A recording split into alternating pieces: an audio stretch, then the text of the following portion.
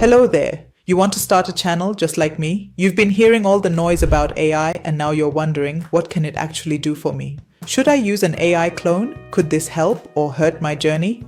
Well, you're on the right channel. Keep watching because we're about to figure it out together. Okay, so today we're diving into my AI curiosity novice journey. You've probably seen all the AI clone videos, avatars, voice clones, full-on digital twins. Very cool, very overwhelming, right? Yeah, me too. But let's be real for a second. Can someone like me, with no tech background, actually turn this into a real usable tool to create content? That's what I'm here to find out. So I built my own AI twin, me, Nova Juliet, and I've put her to the test as a no-niche creator to figure out what she can actually do with her skills. In this video, we're going to see if she can pull off 5 of the most popular YouTube content types, the ones real creators are building brands, businesses, and full-time careers around. Can AI cloned content creator teach me how to make money? Don't we all love a good tutorial on how to make money? You see them everywhere, side hustle tips, how I made 10K in a week, and we follow them to the teeth. Does it always lead to money? That's another video for another day. But today, we're doing something different. In this episode, we're testing whether Nova Juliet, my AI twin, is actually useful, practical, and convincing enough to teach you how to make money. Like a real creator can convince most of us here on YouTube. Watched this. Here's how I make $3,500 every single week with simple YouTube videos. Tip number 1, start a YouTube channel. Ideally, it's around a topic like health or fitness, tech or food, but almost any YouTube channel topic. Here's how I make $3,500 every single week with simple YouTube videos. Tip number 1, start a YouTube channel. Ideally, it's around a topic like health or fitness, tech or... Alright, so here's my take. Nova nailed the instructions. She was clear, easy to follow, and honestly, she did the job. Now, was it exciting? No. Did she give you that you can do it too spark? Not really, but let's be fair, she's not human, and for what she is, she got the message across. Watching it back, I realized, if your content is more about giving structure, clarity, and helping people get the info, she can absolutely step in. So, if you need a reliable voice to guide viewers through steps and your content doesn't depend on emotion or personal storytelling, having your own Nova could seriously help you scale. But if your audience shows up for you, your passion, your story, then yeah, keep the mic close.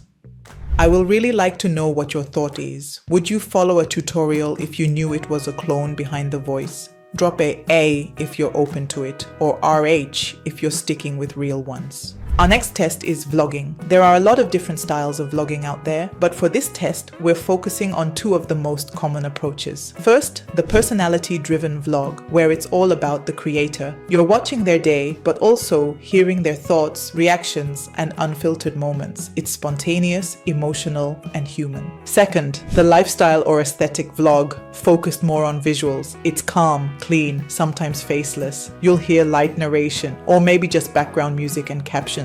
That second style, the lifestyle vlog, is what Nova Juliet might actually be able to carry. So let's test it. Can she narrate a moment of calm like she's part of your day?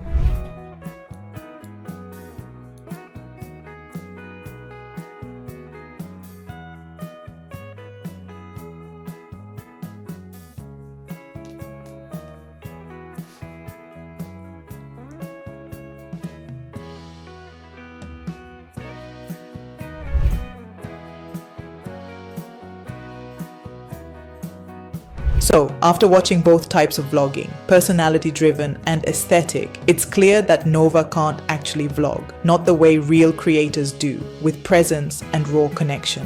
Even in the aesthetic format where it's mostly visuals, the human timing still matters. And if you think using a clone like Nova will save you time, let's be honest, editing the script, voice syncing, avatar setup, it can take more effort than just vlogging it yourself.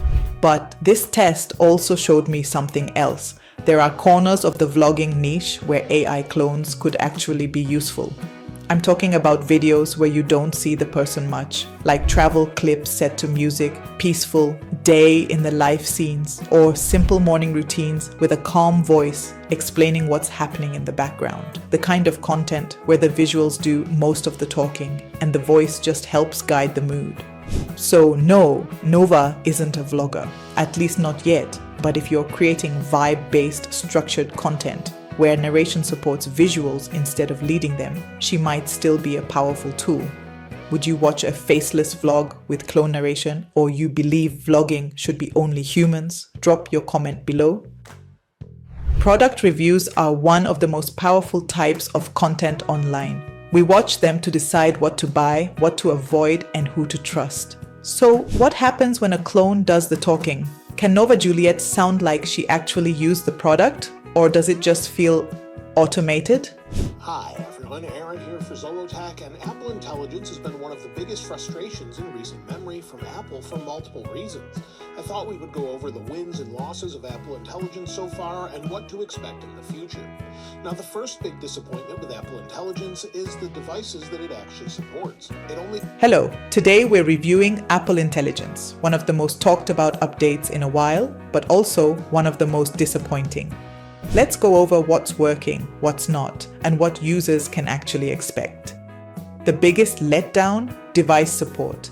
Apple Intelligence only works on iPhones with 8 GB of RAM or more.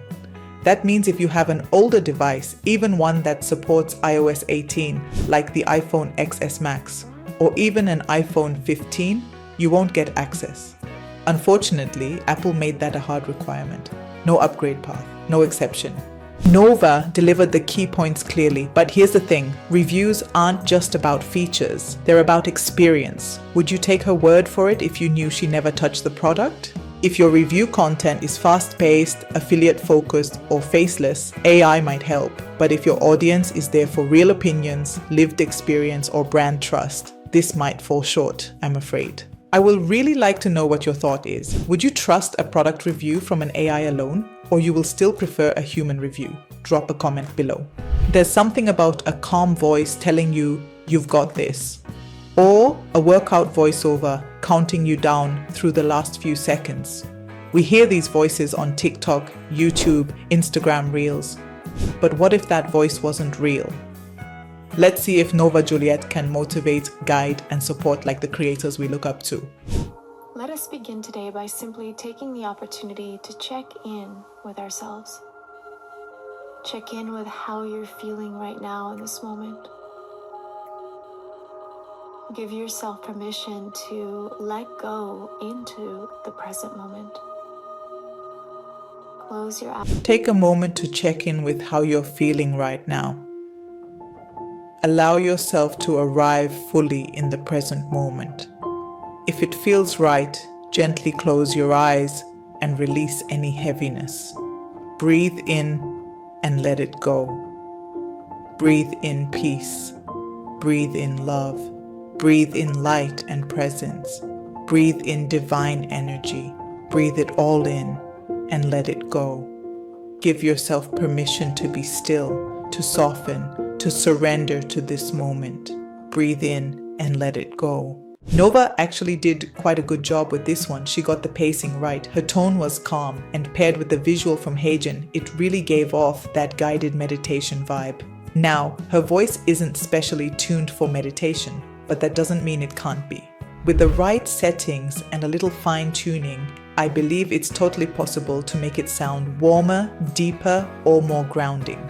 In fact, I wouldn't be surprised if a lot of the meditation and affirmation videos we're seeing online right now are already using AI voice clones. So while energy isn't just about volume, it's about presence, I'd say Nova held her own here. The voice lands, it's gentle, it does the job, and with a bit of customization, it could become a go-to tool for this kind of content. Drop AI if yes, or a H if you still prefer a real voice leading you. So finally, we're down to the last test. Can an AI clone actually teach? Now, this one hits close to home because I'm a licensed nurse and education is a big part of what I do.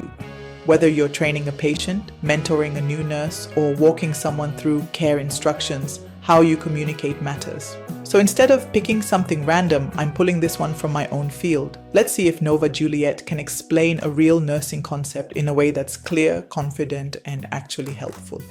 Hey everyone, it's Sarah, registered nurse, RN.com, and in this video, I'm going to be talking about SBAR, specifically for nurse to physician communication. So let's get started. SBAR is a communication method that we can use to help us simplify communicating patient information to other members of the healthcare team. And SBAR is Hey there, it's Nova Juliet. In this video, we're breaking down SBAR, one of the most effective tools for nurse to physician communication. SBAR is a simple and strategic way to share patient information clearly. It stands for situation, background, assessment, and recommendation. The goal of using SBAR is to communicate the patient's current condition. So, okay, that was clearly explained, right? Smooth delivery and quiet, easy to follow. I think this might be her strongest test so far. But there's no feel for the learner, no sense of when to slow down, no rhythm shift for complexity. This might work great for structured, faceless teaching, especially explainers, courses, or how-to channels. 5 tests later, Nova Juliet gave it her all. She taught, she inspired, she did a product review, she even tried to vlog. And here's what I've realized. AI tools, whether it's a clone, an avatar, voiceovers, images, or even just smart systems that help you stay organized, they can speed things up, ease the pressure, and support your creative flow. They're like a backup brain, a helpful assistant, sometimes even a quiet boost of confidence when you need to just start. But let's be real. They still can't replace that very human presence, your instincts, your timing, the way you express what only you know how to feel. My honest takeaway, if you're just starting out or wondering whether all this AI stuff is worth the hype, I hope this gave you a real look at what it can do and what it can't. These are just my reflections from where I am on this journey. And AI, it's only going to keep evolving, so will we. Now it's your turn. What are you thinking of doing with AI? Or do you still believe that some things just need your voice? Please share your thoughts by dropping a comment below. Thanks for watching us figure this out together. Until next time.